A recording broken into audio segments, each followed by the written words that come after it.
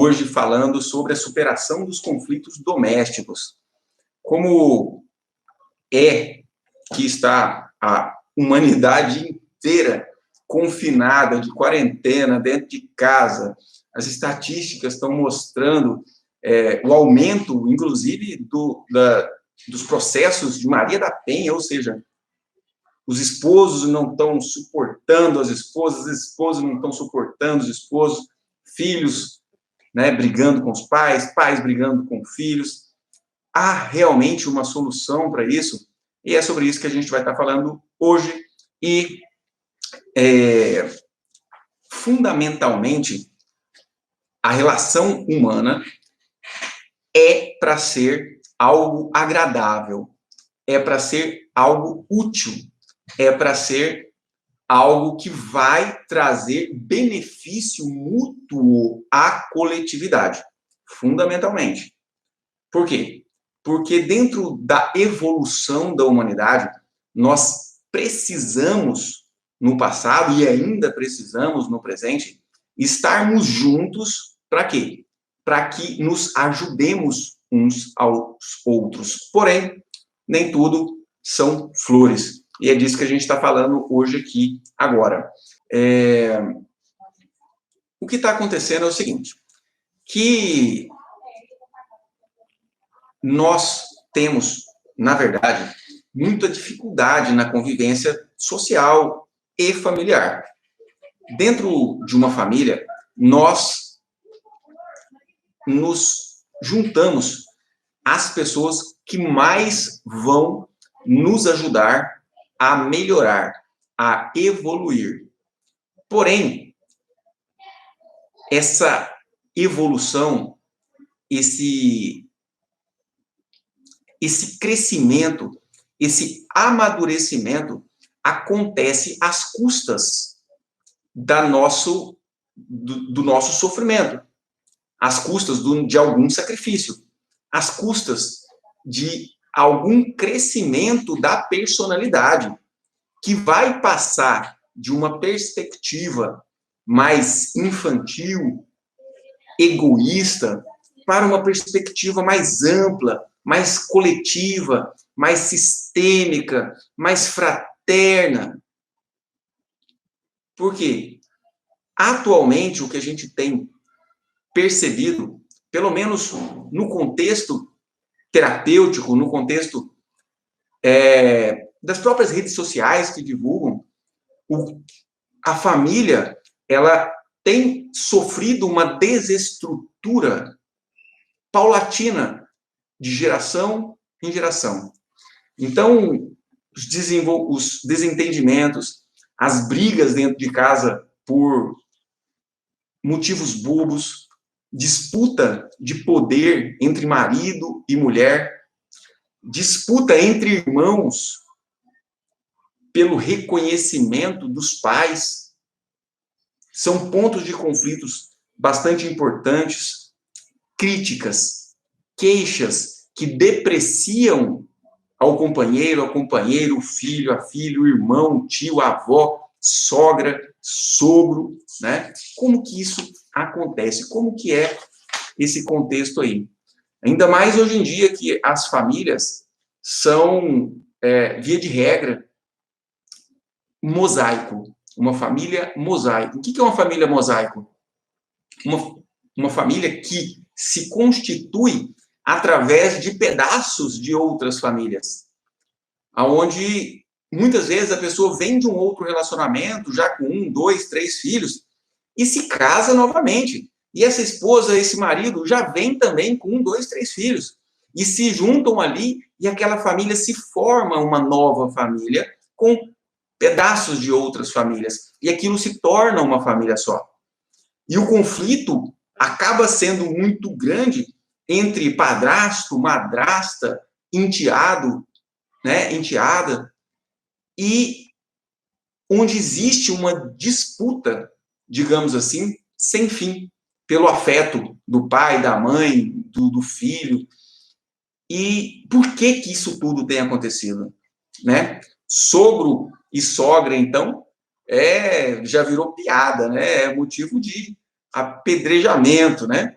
Por quê? Porque culturalmente o desrespeito veio tomando conta aos que vieram antes, aos mais velhos. E a gente vai adentrar um pouco mais nos detalhes psíquicos, sistêmicos, os impulsos inconscientes que nos levam a entrar nesse conflito. Porque através do entendimento desses conflitos, desses conteúdos inconscientes, quando eles se tornam conscientes e uma ordem é colocada, eis que a resposta, as soluções aparecem, né? Pais, eu escuto com frequência isso, Dr. Jim, eu faço tudo pelos meus filhos, eles não reconhecem, eles não me agradecem. E, ao mesmo tempo, eu atendo filhos, adolescentes, jovens e adultos também, adultos até de 30, 40 anos, que estão na casa dos pais muitas vezes e chega lá e fala, não, doutor, não aguento minha mãe, não aguento meu pai, ou seja, revelando uma grande revolta diante do pai e da mãe. E o pai e a mãe achando que faz tudo e que mereceria o respeito, e esse filho achando que o pai e a mãe estão fazendo muito pouco, que deveria ter mais, onde a revolta consome o equilíbrio e a harmonia doméstica, né? Como é que é isso? Esses filhos ainda se sentem, muitas vezes, desamparados, carentes do afeto dos pais, né? De onde que vem? Será que esses pais realmente falharam no afeto? Será que esses filhos estão exigindo demais? De onde que vem isso, galera? Na falta de ordem, hierarquia, pertencimento e, principalmente, equilíbrio na relação de troca. E aonde, em quais relações acontecem cada uma dessas leis sistêmicas? Nós estamos falando aqui das leis sistêmicas. Ah, o que é lei sistêmica, doutor Jim? Lei sistêmica são mecanismos inconscientes do inconsciente coletivo que regem e movimentam as relações humanas.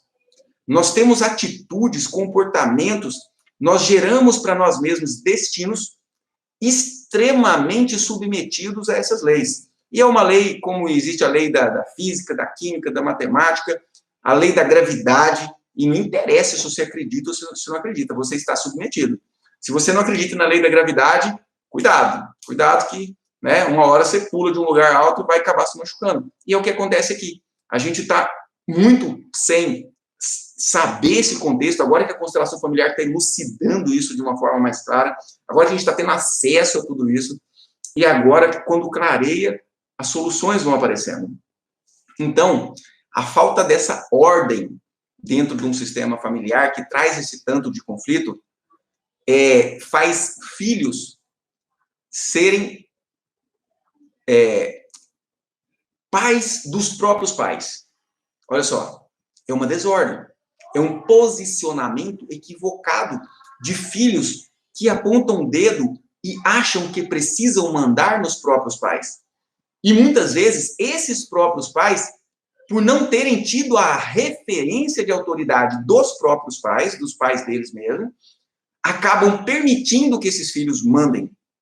Acabam, filhinho, para onde nós vamos viajar no final do ano? Filhinho, o que você acha que eu faço disso? Ah, ajuda a mamãe a decidir aquilo. Ah, filho, me ajuda a resolver o conflito que aconteceu com o seu pai. Vai lá e fala aquilo para o seu pai. Ele não podia ter feito isso. Me ajuda.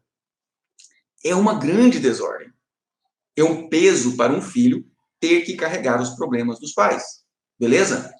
E, antes de continuar aqui com esse conteúdo, eu quero lembrar vocês que hoje eu vou conduzir vocês em uma autoconstelação conduzida, certo? Uma autoconstelação conduzida da harmonia familiar, uma autoconstelação, um processo introspectivo de aproximadamente 8 minutos, aonde eu vou te guiar numa meditação, em um olhar para a sua tela mental, você vai fechar os olhos, eu vou colocar uma música aqui, e você vai poder fazer o processo que muda o seu destino, que é um processo o quê? Emocional, tá? Toda essa racionalidade, toda essa explicação técnica que eu estou dando para vocês aqui, não resolve a vida de vocês, infelizmente. Queria que resolvesse. Algumas fichas vão caindo, e algumas emoções já vão movendo, mas são as emoções, quanto mais movidas, que vão mudar o seu destino, de fracasso e sofrimento para um destino de sucesso e realização, leveza na sua caminhada. Então, hoje, daqui a pouquinho, dentro de alguns minutos, a gente já vai fazer uma autoconstelação conduzida. Vocês que estão acompanhando aí as minhas lives, sabem que é um processo fantástico de transformação. Vamos supor que que um filho, uma filha, por exemplo, uma filha, vê os pais nos seus conflitos, nas brigas, e essa filha queira resolver o problema dos pais. Então ela vai, fala com o pai, toma partido da mãe, ou toma partido do pai, fica com dó da mãe, raiva do pai, que é o mais comum. O que acontece? Essa filha, quando estiver em um relacionamento, vai atrair um marido que precisa também de conflito e vai ter um relacionamento conflituoso. Ou seja, a gente atrai mais do mesmo. Então, se eu quero resolver o problema financeiro de escassez do meu pai e da minha mãe, considerando negativamente o destino profissional que eles tiveram, eu acabo traçando para mim um destino semelhante. Quando eu tenho a humildade, a sabedoria de deixar na mão dos nossos pais as escolhas deles, papai, se o senhor escolheu viver na escassez, fique à vontade.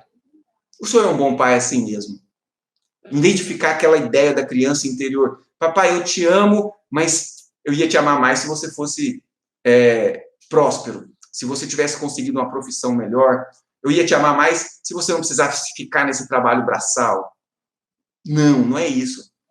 Então, reconhece o valor, deixa com o pai e com a mãe os problemas deles, os sofrimentos deles, as escolhas deles.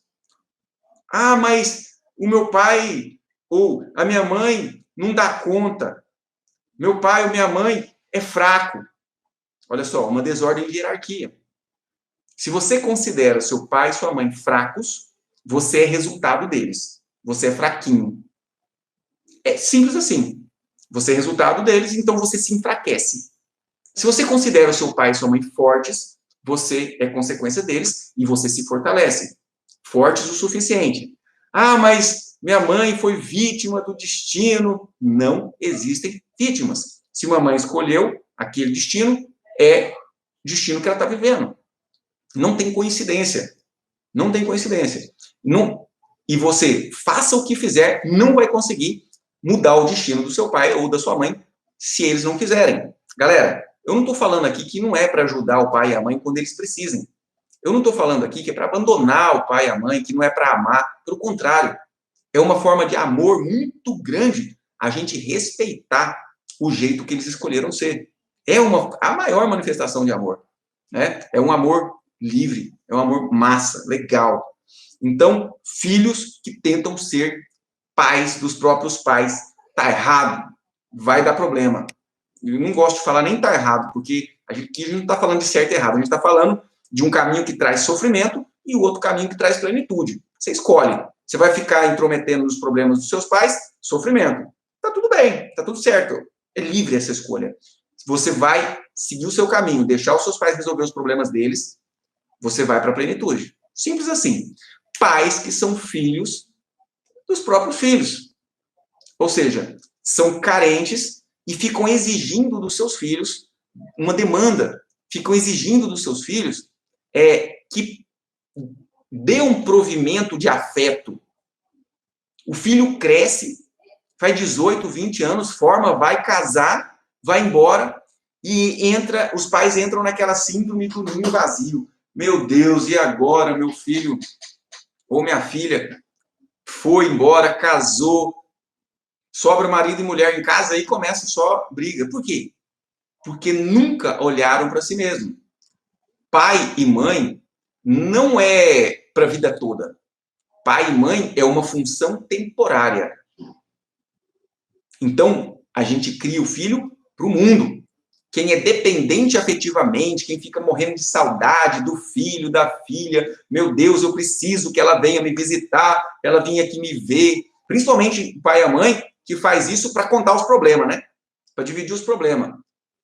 Esses pais estão se comportando como filhos dos próprios filhos. E isso vai trazer sofrimento para os pais, que nunca vão se sentir supridos, porque os filhos não têm o que os pais querem e precisam, e vai ser pesado demais para os filhos que não vão seguir para a vida.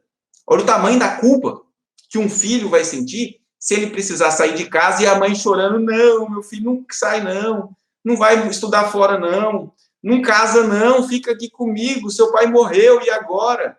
Olha quanto é pesado. Esse filho não vai conseguir sair de casa, esse filho não vai conseguir casar, porque essa mãe, adoecidamente, se sente necessitada do afeto desse filho. Isso é uma desordem e causa conflito familiar. Porque esse filho mesmo, ele vai se sentir prisioneiro e, ao mesmo tempo que ele vai ajudar, ele vai sentir raiva dessa mãe. Ele vai agredir essa mãe. Ele vai judiar. E até o que a gente chama de ciclo pernicioso, que eu vou explicar para você o que é esse ciclo pernicioso. Mas antes de explicar o ciclo pernicioso, eu vou falar uma outra situação. Eu falei uma situação de desordem, onde os pais ocupam o lugar de filhos, onde os filhos ocupam o lugar de pais, ou seja, né, cada um tentando ficar fora do lugar, tendo problema. E agora, cônjuge. Cônjuge que age como se fosse pai ou mãe do parceiro, do companheiro, da companheira. Isso é uma desordem gravíssima. Por quê? Porque quando uma esposa cuida do marido como se fosse mãe, esse marido, ele tem uma chance muito grande de arrumar uma amante, por exemplo. Esse marido tem uma chance muito grande de não conseguir se destacar profissionalmente no mercado. Esse marido tem uma chance muito grande de não conseguir liderar essa família de jeito nenhum. Por quê? Porque ele tem a mãe ali para cuidar. Então, a mulher não pode ocupar um lugar de mãe. Ah, eu gosto de colocar no colo, de coitadinho, tem dó do esposo. Ou o contrário. O marido que olha para a esposa e sente que precisa cuidar e carregar no colo, carregar nas costas. E aí, o que acontece? Uma desordem de equilíbrio na relação de troca. Esse que está se considerando mãe ou pai está se considerando também o quê? Superior. E vai dar ao outro muito mais do que receber. E esse que muito receber, ou seja, esse que está no papel de filho aí, ele vai se sentir ofendido. O inconsciente da pessoa, a alma da pessoa pensa assim, quem é esse fulano para achar que é superior a mim, para me dar tanto dele e não tomar de mim o que eu tenho para dar? E aí, geralmente, essa pessoa que muito recebe na relação, que acaba regaçando com a relação, acaba rachando com a relação de uma forma geralmente trágica e sai da relação com raiva, né? Com raiva. Então, esse tipo de desequilíbrio na relação de troca acontece também em amizade. Até talvez seja mais fácil de ilustrar na sua experiência, de às vezes você ajudar um amigo e não receber uma retribuição proporcional, e aquele amigo que você ajudou, para de te ligar, some, de repente você escuta, você ouve falar que ele está falando mal de você, você sente nitidamente que essa pessoa está com raiva de você. É a pessoa que você ajudou. Aí você pega e fala, coitado de mim, eu ajudei aquele fulano e ele ficou com raiva de mim. Coitado nada, você se colocou como superior na relação. E entre marido e mulher não tem superior. Ambos ocupam o mesmo patamar, cada um na sua função. Porém, o mesmo patamar. E aí, quando esses papéis estão invertidos, principalmente na relação de casal, existe um julgamento e uma crítica muito grande do cônjuge, quando ele ocupa o lugar de pai ou mãe, em relação ao sogro e à sogra. Por quê? Porque esse cônjuge fala assim, seu pai e sua mãe não prestam para nada, não souberam nem te criar. Deixa eu te dar o que eles não te deram. Ave Maria, ó, se ferra. Porque todos nós temos uma fidelidade muito grande aos nossos pais. Quando nós sentimos que alguém julgou, condenou os nossos pais, a gente fica com raiva. Ah, mas eu não falei nada. Não interessa, não precisa falar nada. Aqui, ó, é tudo um contato telepático que acontece em tempo real, simultaneamente, e por incrível que pareça, até fora do tempo e do espaço. através de um campo de informação chamado campo morfogenético. Então, nós temos um contato telepático com as consciências do passado. Por exemplo, com a nossa própria consciência da criança. Se eu tive um trauma na minha infância, ali tem uma criança dentro de mim que chora pra caramba por causa desse trauma. E eu me relaciono com ela mentalmente. Olha que coisa interessante. Olha que coisa interessante. Imagina com as outras pessoas. Entende? Então, mesmo que um pai já tenha morrido, a mãe já tenha morrido, nós nos conectamos com a história de vida deles. Não tem nada a ver com o espírito, tá? Não tem nada a ver com o espírito, esoterismo, não tem nada a ver com isso. Tem a ver com física quântica, tem a ver com o campo informacional que está aí guardando toda a memória do sistema familiar, também chamado de inconsciente coletivo. Beleza? O que é o ciclo pernicioso que acontece em todos esses emaranhados de desordem, de posicionamento? O ciclo pernicioso é quando a pessoa, em um momento, se manifesta como salvador. Ah, eu vou ser o seu pai agora. Né? O marido fala, né? Eu que vou cuidar de você agora. Aí, daqui a pouquinho, ele pula desse arquétipo de salvador para um arquétipo de algoz. Entende? De algoz. Ele começa a agredir. E aí, de repente, ele pula para outro arquétipo, que é o arquétipo de vítima, onde ele reclama para o amigo, nossa, minha esposa não faz nada, eu tenho que carregar nas costas, coitado de mim. Aí depois ele pula para o salvador de novo e fica num ciclo, onde ele sai de salvador para algoz e para vítima, onde ele agride, daqui a pouco ele se sente coitado, daqui a pouco ele vai salvar. Esse ciclo pernicioso acontece em todas as desordens, principalmente entre pais e filhos. Gente, é realmente algo que leva a família a ter muito conflito. Beleza? Bora lá. Então, grande ilusão de controle. A gente não controla as outras pessoas. Toda a história do seu sistema familiar, do seu pai, da sua mãe, do seu avô, do seu bisavô, está gravada. Quando você é concebida, na concepção, espermatozoide e óvulo juntou, ali já tem uma consciência. Essa consciência já começa a se ligar para essas histórias, ligar nessas histórias do avô, do pai, da mãe, e é dali que a gente tira a nossa própria personalidade. Você já reparou que a nossa personalidade é um misturado das personalidades do pai, da mãe, do avô, do tio? Às vezes pega um pouquinho mais da personalidade do tio, um pouquinho mais da personalidade de um avô, um pouquinho mais da personalidade do pai, da mãe, que é o principal mesmo, mas é por conta desse contato. Então, mesmo sem conhecer, mesmo que não te contaram história nenhuma, a sua consciência sabe tudo o que aconteceu lá atrás. E você traz isso com você para trazer a aptidão, só que traz de lá o sofrimento também.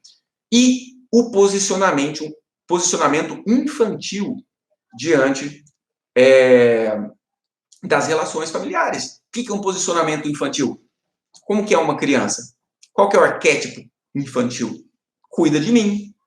Coitado de mim, cuida de mim. Eu não sou capaz. Você tem que me carregar no colo, você tem que me dar comida, você tem que limpar meu bumbum, você tem que limpar as sujeiras que eu faço. Esse é o arquétipo infantil. É o eu. É o ego. É um arquétipo mais egóico. É um amor que a gente tem na infância. É um amor chamado amor porneia, que é um amor infantil, que é um amor que só suga. Eu te amo, por isso você necessita cuidar de mim. Como eu te amo, você faz tudo para mim. É um amor da criança. Só que a gente cresce. Quando a gente cresce, vira adulto, com essa postura do amor porneia, olha, eu te amo, minha esposa, mas você tem que ficar cuidando de mim, dá tudo errado. O sofrimento é na certa. Porque os papéis estão trocados, que a coisa bagunça tudo. A Sayonara está trazendo aqui. Filho de 40 anos, morando com os pais. Tem alguma coisa errada? Adultos que não conseguiram ir para a vida, não evoluíram. Então, Sayonara, aqui a gente não fala muito de certo e errado. A gente fala daquilo que é mais natural. O que é o mais natural? O que leva a humanidade a crescer, prosperar? O que leva a humanidade a evoluir? Pai e mãe se juntam, tem o filho, cria o filho e solta esse filho no mundo. E esse filho vai juntar com uma mulher, um homem e uma mulher, vai ter um filho, vai soltar para o mundo É o natural, é o que vai fazer, é o que veio fazendo a humanidade estar viva, a humanidade, no mínimo, se manter como espécie. Então, um filho que está na casa dos pais, dependendo dos pais para tudo, aos 40 anos, tem alguma coisa aí, né? Mas eu me sinto muito bem cuidando dele aos 40 anos. É um tipo de amor bem egoísta, né? Porque, filhinho, eu prefiro você aqui dentro do meu teto, eu sustentando você, do que você sair lá fora e correr o risco lá fora. E aí, esse filho não corre o risco lá fora, mas também não progride, não prospera, não consegue relacionamento, não consegue ter sucesso profissional e vive uma vida frustrada. Não adianta, esse filho que está com 40 anos, dentro da casa dos pais, ele geralmente não está querendo estar lá. Ele queria estar num casamento, ele queria já estar tendo filho, ele já queria ter um sucesso profissional. Claro que queria, sempre. Não foi porque não teve jeito, porque não conseguiu. E não conseguiu por quê? Porque os papéis não foram preservados, né? E o papel de pai é, a uma certa idade, botar para correr. Em algumas culturas, isso é muito claro, nítido e certeiro, né? Fez 18 anos, 20 anos, vai para a faculdade, vai estudar fora, vai trabalhar, vai se sustentar, pagar sua kitnet lá. Aqui, né, a sociedade brasileira, latina, de um modo geral, é muito mais acolhedora, tem uma família mais centrada, mas tem os problemas disso também, né? Então, pais que cumpriram as suas funções são aqueles pais que conseguiram se tornar desnecessários. Quando o pai é absolutamente necessário para o filho a vida inteira, ele não cumpriu sua missão. Ele não ensinou esse filho a viver. Ele está vivendo pelo filho. E aí o pai fica frustrado, ou a mãe, né? Quando eu falo pais, um pai ou mãe. Então, é isso aí. Bora lá que a gente tem uma autoconstelação para fazer agorinha. Então, a postura arrogante de não aceitar receber do parceiro, da parceira, né? É essa postura arrogante que faz a pessoa se posicionar no lugar de pai ou mãe do parceiro ou da parceira, do companheiro ou da companheira, né? Eu te dou, te dou, te dou, e como você é fraquinho, pobrezinho, coitadinho, eu não vou ficar recebendo de você. Isso dá uma desordem de equilíbrio na relação de troca, e um muito dá e o outro só recebe, e daqui a pouquinho esse muito que recebeu se sente humilhado, porque ele fica lá embaixo, né? Quando você encontra com a pessoa que você deve, é agradável? Não é. Você atravessa a rua para não passar perto da pessoa, se você deve ela. Imagina todo dia, o dia inteiro dentro de casa, sabendo que aquela pessoa quem te sustenta a própria vida, né? É, é muito difícil a convivência. Inclusive, é esse sentimento que faz os filhos, sair fora da casa dos pais. Nós, como filhos, temos um desejo de retribuir aos pais pela vida que eles nos deram. Só que a gente nunca consegue retribuir nada perto da vida que eles nos deram. Porque a vida que eles nos deram é um bem muito grande. Não tem nada que a gente dê a um pai ou uma mãe que retribua. E aí a gente se sente devedor, devedor, devedor, a gente fica grilado e vaza. Vai entregar a vida a outras crianças, com uma obra, com uma realização de vida e profissional, né? Então, bora lá, galera, que essa é a parte mais importante dessa live, né? Que é a autoconstelação conduzida, que é onde você vai botar a sua emoção para mudar o conteúdo que te fazia sofrer, né? Bora lá. Vou colocar uma musiquinha aqui. Então, vamos lá. Maravilha. Ok. Então, feche os seus olhos, respire profundamente, sentindo o ar entrando e saindo dos seus pulmões. Se conecte ao momento presente. Sinta o ar entrando e saindo. Respire por pelo menos 3 vezes, prestando atenção na sua respiração. Isso te faz conectar com o momento presente. Isso te faz conectar com o seu corpo, que é a sua maior antena intuitiva. A sua intuição vem muito através dos sintomas físicos que você apresenta. Isso.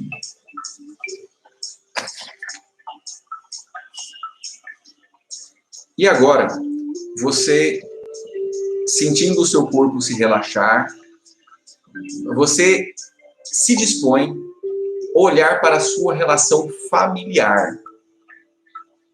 Como é a sua relação familiar? Como você percebe os seus pais, os seus filhos, a sua esposa, o seu esposo, sua namorada, namorado, irmãos, primos, sobrinhos, enteados, tios, sogro, sogra, as pessoas que de alguma forma convivem com você no seu contexto familiar. Como é a sua relação familiar? Permita-se ver em sua tela mental as imagens que relatam, que apresentam a sua relação familiar.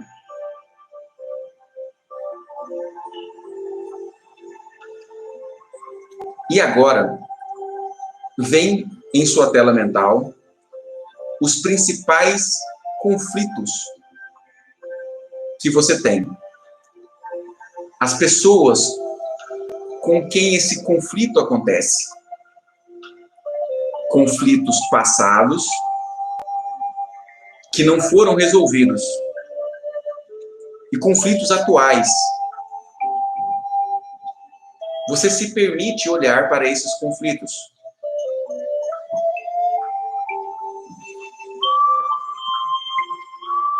Veja como você se sente olhando para esses conflitos. Olhando para essas pessoas com quem você tem os conflitos. Como você se sente? Permita-se sentir. Entregue-se ao processo.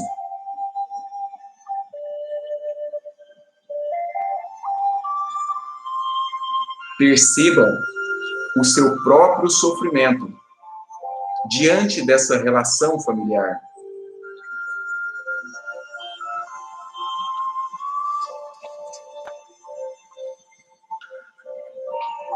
Porque você cansou de sofrer. E agora você está disposto, você está disposta a pagar o preço de não sofrer mais disso.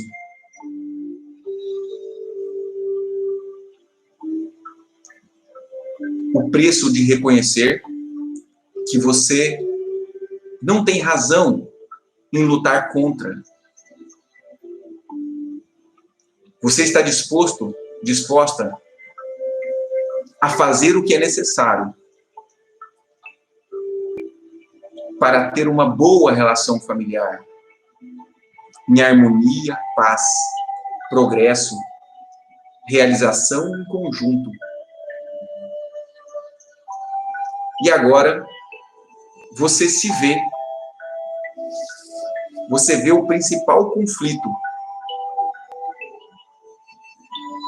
Você vê a uma certa distância você mesma discutindo com essa pessoa com a qual você tem o seu maior conflito.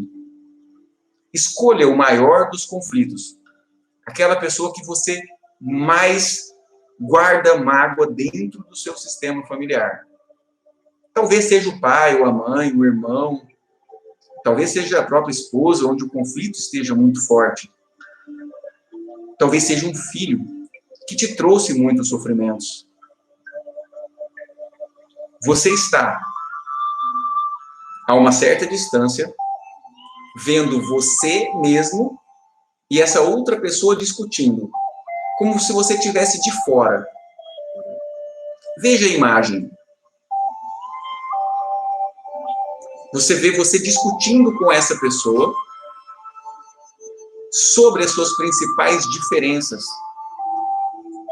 sobre o motivo pelos quais você guarda a mágoa dela.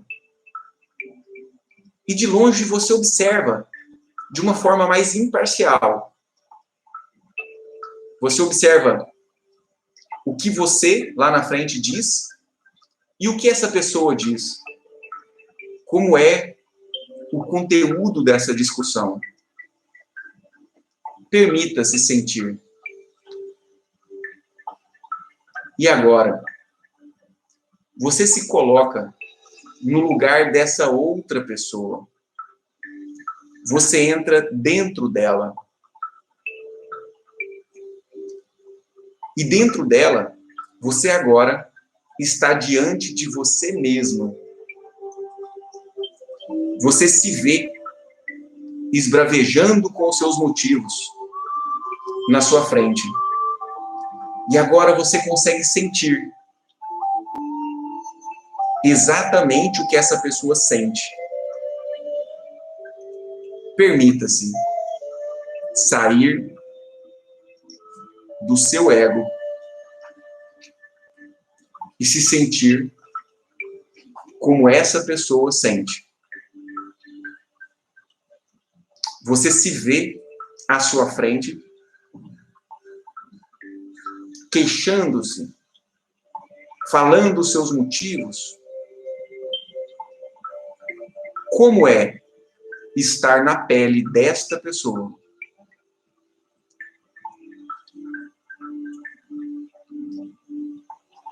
Qual a sensação? Quais os pesos que essa pessoa carrega? Como ela vê você? Permita-se.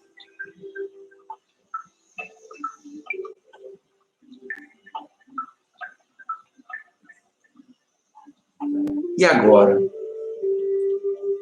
O que muda? O que você consegue perceber se posicionando aí?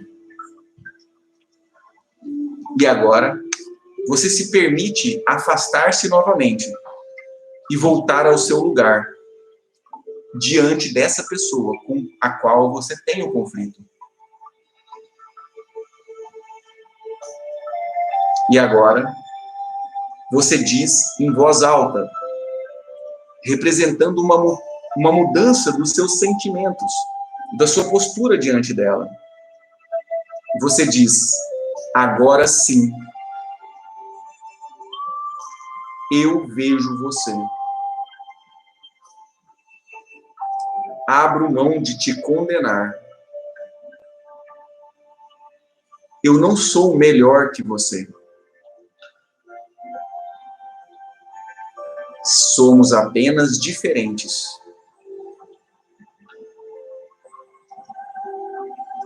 E eu respeito isso.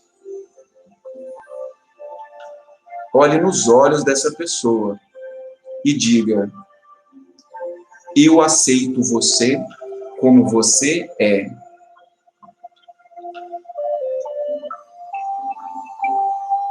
Te agradeço por fazer parte da nossa família.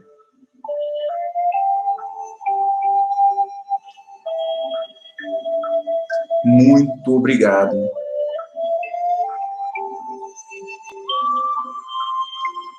Olhe nos olhos dessa pessoa.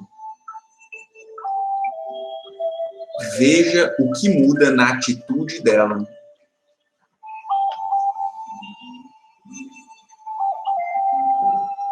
Veja o que muda em seu coração.